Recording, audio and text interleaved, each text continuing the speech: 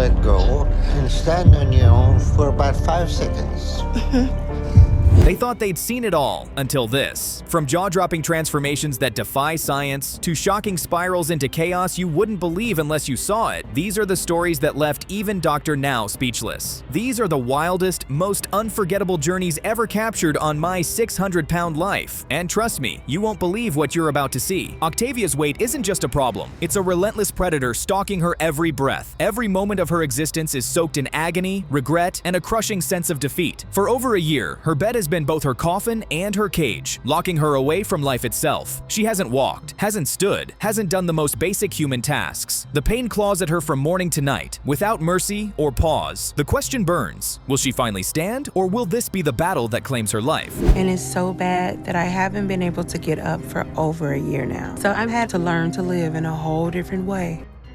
This reality isn't just sad, it's suffocating. Imagine never leaving your bed for over a year. No walks, no sunlight on your skin, no feeling of movement beneath your feet. That's Octavia's nightmare, and she's living it wide awake. Her roommate is her only lifeline, handling every need, feeding her, cleaning her, even carrying her emotional weight. It's not just exhausting, it's heartbreaking beyond measure. And still, Octavia lies there, silent, trapped in a body that feels more like a tomb than a home, watching the world carry on without her. We moved Octavia's bed to the living room because we didn't want it to be a situation where she needed help and couldn't get out. Humiliation doesn't even begin to describe it. Not being able to walk is one thing, but losing the dignity of bathing yourself, using the bathroom, Octavia is forced to clean herself while lying in bed, her body screaming in agony with every movement. The pain in her back stabs deep whenever she tries to wash, making even small acts of self-care unbearable. It's a daily assault on her spirit, stripping away not just her independence but her identity, leaving her in a state of constant suffocating defeat. Sit up once,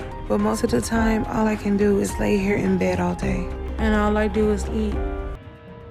This part will rip you apart. Her roommate watches helplessly as Octavia shovels in food, knowing it's the very thing slowly killing her. But to Octavia, food isn't just food. It's her last thread of joy, the only thing she can still cling to. How do you tell someone you love to give up their final comfort? Her roommate is stuck in an impossible bind. Take it away and break her heart, or keep giving it and watch her die. Either way, the pain is unbearable. My sister has 3 children and I love being their aunt. And the only times I ever feel happy are either when I'm eating or when I see them. And then, just for a moment, light cuts through the darkness. Octavia's face changes when her sister's kids come to visit. They run to her, and for those brief moments, she isn't just a bedridden woman. She's an aunt, a loved one, a human being who matters. She shares her snacks with them, not just out of habit, but as a way to connect. For someone trapped in isolation, these visits aren't small. They're oxygen, proof that she's still part of the world, even if only in fleeting glimpses. I know people would say, well, why do you bring her this stuff? Or, you know, she has a problem, but when you're confined to your home and you really can't. Her sister lives in a constant tug of war between love and fear. She knows Octavia's eating is dangerous, deadly even, but she can't bear to take away the only joy her sister has left. Refusing her might just push her into someone else's hands, someone who will give it without thought. So she chooses the path of least resistance, keeping her sister happy in the short term while quietly drowning in guilt. Every bite Octavia takes feels like a countdown to disaster, and her sister knows it. I was more than double the weight I was supposed to be at for my age. That was a big shot, but it didn't stop me from going to food and gaining even more because things continue to get worse for me, and food was the only escape I have. Octavia's childhood wasn't just rough, it was a war zone. After her mother began dating an abusive man, little Octavia learned to survive by arming herself, hiding objects around the house to use as weapons. No child should have to live like that, constantly on alert, always preparing for the next attack. In that chaos, food became her shield, her comfort, her escape. It was the one thing she could hold on to when everything else was out of her control, a habit born from survival that never let her go. She needed to leave him. Once again, my mom had to take care of me and my sister on her own, and it meant she'd have to start working long hours again to provide for her. And then comes the horror that explains everything. After her mother finally left the abusive man, Octavia's life didn't improve. It plummeted. Left with a neighbor to watch her, she became a victim of repeated sexual abuse. He paid her $50 each time, as if her innocence had a price tag. She was a child. A child. The damage carved into her soul by those moments is impossible to measure. That kind of trauma doesn't fade. It festers, driving her deeper into the one comfort she's always known: food. I know my body's getting to a breaking point. I can feel it getting worse every day. So I'm running out of time and I'm not ready to die. But then, hope. After years of sinking further into misery, Octavia decides she's had enough. She's ready to fight, to claw her way back to life. The decision to see doctor now isn't small, it's monumental, it's terrifying. She fears rejection, fears hearing she's beyond saving, but showing up is a declaration. She's not giving up without a fight. In that moment, despite everything, she isn't just a victim. She's a contender, standing at the edge of the most important battle of her life. Safe transport to Houston. Okay. But if you bring you down, you also gonna need someone down here with you because you're gonna need some support system because you're not mobile and you won't be able to handle everything by yourself. Right. At her first meeting with Dr. Now, Octavia's nerves are practically radiating off her. This is the moment that could rewrite her entire future, but she keeps her composure, listening carefully as he lays it all out. He'll arrange her transport to Texas, but only if she brings someone who won't feed into her destructive habits. It's more than a rule, it's a lifeline. For Octavia, it's a clear sign. The people around her will either save her or bury her, and she must choose wisely. Trip safer, but it seems she had taken this upon herself to do it her own way. How are you feeling, Octavia? Feeling okay. Dr. Now's concern is written across his face. This isn't a standard case. This is a woman who's been trapped in bed for over a year, her body dangerously weak. The journey ahead could kill her if she's not ready. Has she lost enough weight to survive the trip? Is she truly committed? These are the questions no one says out loud, but everyone is thinking. The stakes are brutal. One misstep, one moment of doubt, and this could all end in tragedy. But after we do that, then you need to show me that you're willing to work hard like you need at home. So it's important for your friend. Octavia hears him loud and clear. This is her moment of truth. Dr. Now demands 50 pounds gone in just 1 month. No excuses, no second chances. It's not just a goal, it's a test of her will, her grit, her willingness to suffer now to save herself later. She's standing at the edge of a cliff, staring down at what could be her future. One wrong move and it's over. One right move and she changes everything. The pressure is suffocating and thrilling. I've been in the rehab facility for almost a month, and I've been working hard through all my exercises. I use a pole with weights on it, exercising my arms and my legs. 2 months later, the fight is paying off. Octavia isn't perfect, but she's moving forward, inch by inch. She can sit in a wheelchair now, something that felt like fantasy not long ago. The progress might seem small to outsiders, but for her, it's monumental. Every shift of her weight, every moment she's upright, feels like a victory over the prison her body has become. She's starting to believe in herself again, and that belief is worth more than any number on the scale. Okay, you're down to 584. That's weight loss of 108 pounds. All right. I'm proud of you. So we'll go ahead and send you home today. Dr. Now can't hide his satisfaction. She's lost an astounding 103 pounds. That's not luck, that's work. He sends her home with a promise. If she keeps pushing, if she can stand on her own 2 feet, he'll approve her for surgery. For Octavia, that's more than motivation. It's the light at the end of a tunnel she thought had no exit. She's closer than she's ever been, and now the finish line is finally in sight. When I left rehab, I made it down to 584, and Dr. Now said I had to lose 50 pounds this month. So that means I need to be below 534 today. But then, the gut punch. She returns to the hospital for a follow-up, and instead of more loss, the scale shows a gain. The shock is instant, the disappointment sharp. Dr. Now's face says it all. He's not happy. For someone who's fought so hard, this feels like betrayal, a crack in the foundation she's been building. The risk of slipping back is real, and if she doesn't stop it now, all her effort could collapse in an instant. About myself, and I realized that I have always been the backbone for everyone, but I can't be that for myself. Thankfully, the storm passes quickly. After talking with Dr. Now, Octavia's head clears, the fear lifts, and the determination returns. She tightens her diet, pushes herself harder, and keeps her eyes locked on the prize, surgery. Her voice carries a fire it hasn't had in years. She's been through abuse, humiliation, and near total loss of independence, but she's still here, still fighting. If there's any justice in this world, all her pain will pay off. She's earned the right to win this war. I'm all smiles. The meal prep, everything went well, and we're sticking to it. All right, super. You all are doing great. David's story doesn't just hit hard. It crashes into you like a freight train. For him, food isn't simply a craving. It's the only reason he drags himself out of bed each day. His weight has climbed to a mind-bending level, making even simple tasks an ordeal. He gets wedged trying to squeeze out of his car and the shower. That's his personal emotional hell. Each drop of water feels like a weight he can't bear. He's drowning in his own body. Only Dr. Now can throw him a lifeline, if it's not already too late. It started getting so bad. I'm in agonizing pain. That's when my weight really been taking its toll. I take muscle relaxers for my back. And then heavy prescription pain pills. Probably like 8 different pills. Everything is such a struggle. It's just painful to... Watching David get out of bed is like watching someone fight through quicksand. Slow, exhausting, and painful to witness. Every move looks like it costs him more than he can spare. There's a moment where you wonder if he'll even make it to his feet. Without the one person who helps him with everything, meals, hygiene, basic survival, he'd be completely lost. He recalls falling once and having to drag himself back up alone. That's not just frightening, it's the kind of moment that shakes you to your core. Eat as much as I could when a meal was given to me. Because sometimes you wouldn't know you're gonna get fed again for days.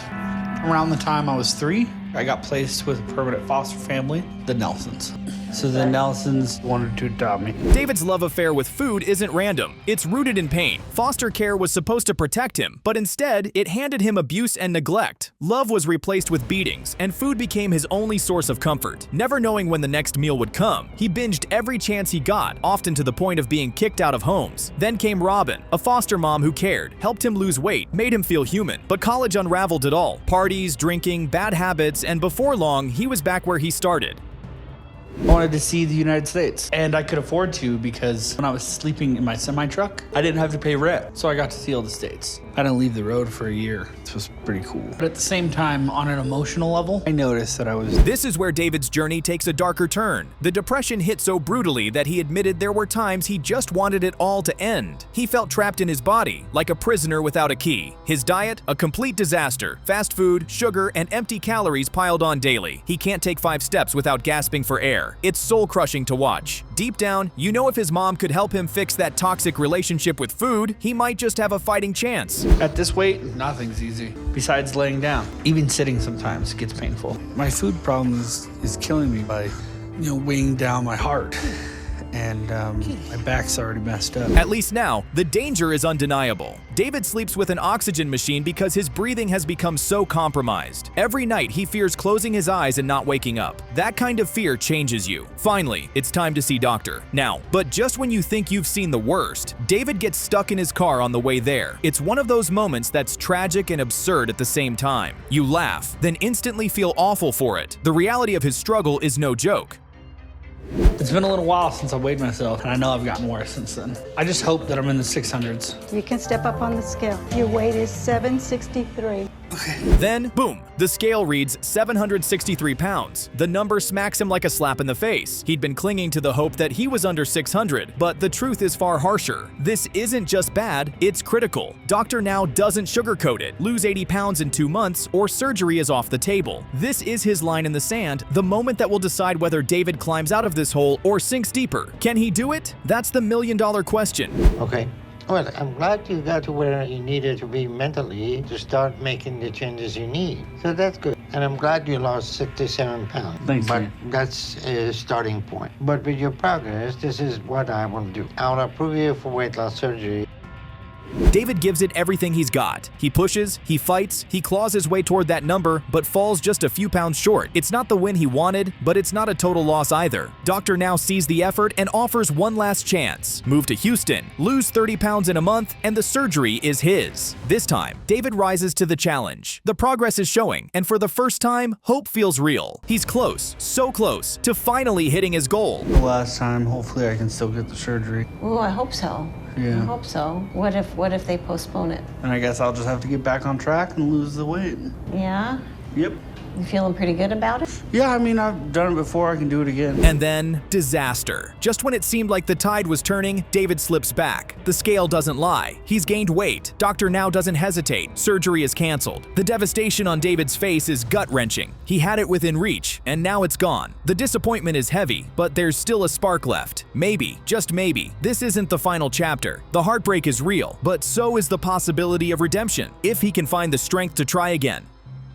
I'm glad you made it. Tell me a little bit about yourself. Well, I was raised in foster care. My mom was 13 years old, Your mother was 13 when she 13 had years you. old. At this point, Dr. Now knows the real battle isn't just with David's body, it's in his mind. So he sends him to therapy, a last-ditch effort to dig through years of buried pain. And David, he's carrying more than most people could imagine. If therapy can loosen those chains, maybe, just maybe, he'll finally be able to fight for his life in the way he's always wanted. The question now is whether it's enough to tip the scale in his favor for good. You need with Dr. Paradigm. And because of your progress, I'm gonna give you an easy goal this time. This time I want you to lose 45 pounds in 2 months. And if you do that, At just 37, Abby has been trapped in bed for over 7 relentless years, each day blurring into the next. He doesn't know his exact weight and refuses to guess, but he knows the truth every night when he closes his eyes. He's terrified he might not wake up. In that sea of fear, there's only one constant light: his wife, Brenda. She's his anchor, his strength, the reason he still fights. If there's even the smallest chance his life can change, Abby is ready to risk everything, and so his journey begins. My inspiration, my light at the end of this tunnel.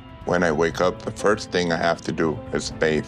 It's extremely painful. It's the worst part of my day. Is it okay if I do your feet while you wash your head and face? This is a life that's brutal to wake up to. Each morning, Abby opens his eyes to the same crushing weight, the same physical prison, the same helpless reality. Yet, there's Brenda, steadfast, loyal, loving beyond measure. She deserves a medal for her devotion. The tragedy is, Abby wasn't always this way. In his younger years, food wasn't even a priority. His appetite was small, his relationship with eating healthy. So what flipped the switch? What dragged him into this dangerous spiral? As it turns out, the answer is exactly what we feared: trauma, and plenty of it.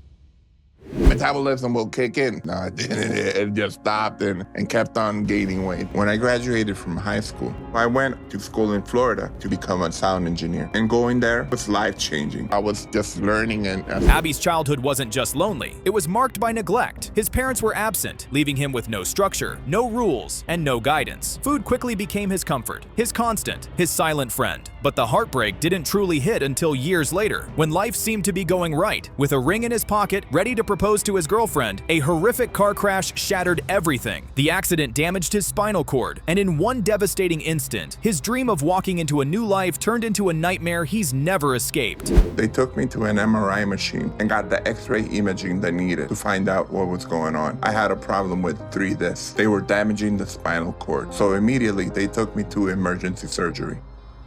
In the blink of an eye, his future was ripped away. Brenda remembers that day vividly. The hospital smell, the doctor's grim words. He might never walk again. That's the kind of news that can break a man completely. But Abby refused to surrender his spirit. Even bedridden, he found ways to contribute, working a remote job to help support their home. His resilience is a quiet reminder that strength isn't only in muscles, it's in the will to keep going, even when life has taken almost everything else. The wall in front of me, the walls right beside me, and my wife that comes in and out. My only look for the outside world is TV or phone, but I try not to dwell on it. Abby and Brenda embody what it means to be partners. She shops, cooks, cleans, and still finds time to laugh with him at the end of grueling days. But beneath the smiles lies a dangerous truth. Abby is running out of time. The clock is ticking louder every day, and unless something changes soon, there might not be a future to fight for. Love is powerful, but love alone can't undo the damage that's been done to his body. The urgency is real, and it's growing.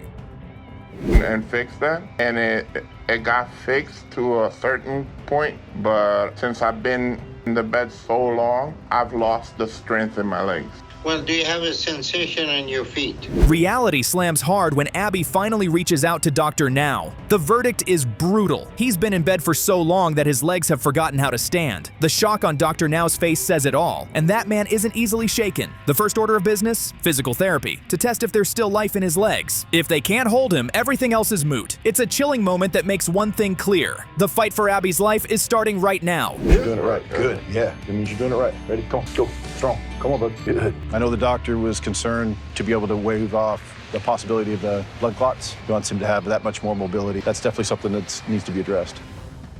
Then, hope. The physical therapist arrives, working his magic, coaxing movement where there's been none for years. To everyone's relief, Abby's legs respond. There's pain, yes, but also possibility. If he pushes through, there's a chance. And then, in an extraordinary move, Doctor Now shows up at Abby's house in person, a rare gesture that speaks volumes. But the moment turns serious fast. Abby's bed sores are infected. If they can't get that under control, the danger skyrockets. The line between recovery and tragedy has never been thinner. You want to get to, but when it's just, yeah, we'll see how we do it for next time. That's not a goal. That's it's like nothing. So I feel like I'm doing things and effort, but I'm not getting anywhere. The emotional strain is wearing Abby down. He admits he feels like he's floating through life with no goals, no progress. His motivation wavers, and then comes a sobering image. It takes over 5 grown adults to lift him from his bed. That's not just weight, that's a level of dependency that screams danger. Doctor Now knows time is running out and orders Abby to move closer to Houston for proper monitoring. And despite the challenges, it's impossible to ignore how far Abby has already come. His effort is nothing short of remarkable. So at this point, I think we got to do something to improve your condition. We got to make some changes, okay? No problem. Right now, we gotta get my blood drawn and the test going. And then, the payoff. Abby checks into the hospital, and slowly, the tide begins to turn. For the first time in years, he feels something he thought was gone, hope. And then, the moment that changes everything, Abby loses 200 pounds. 200, that's the number Doctor Now was waiting for. No hesitation. He approves Abby for weight loss surgery on the spot. The first person Abby calls, Brenda, the woman who never left, who carried him through every storm. This isn't the end of his story, but this chapter is pure victory. Abby's surgery went very well. That was probably one of the most challenging weight loss surgery that we have done for a while with this condition because of his functional paraplegia and lower extremities.